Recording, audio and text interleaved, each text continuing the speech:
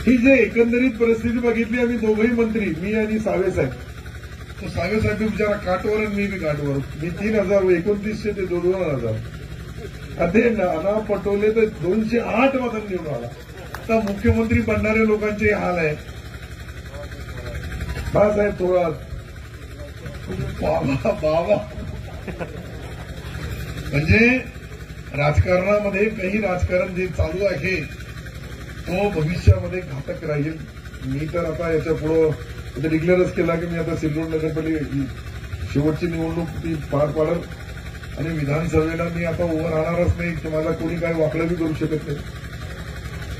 मी declare केलं ते. माझ्या मुलांना सांगितलं तुला लढायचं असेल तर तू लढ बाबा.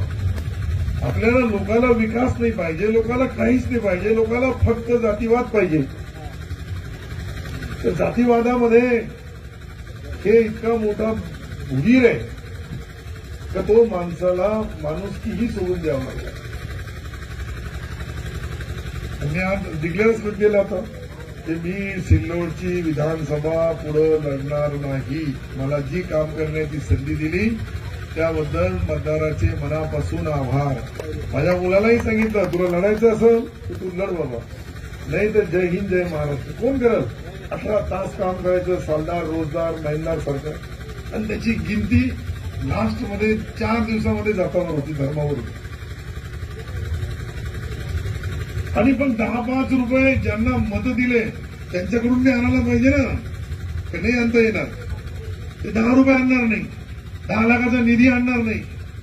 लोक मरतात तर त्याला कफन बी देत नाही.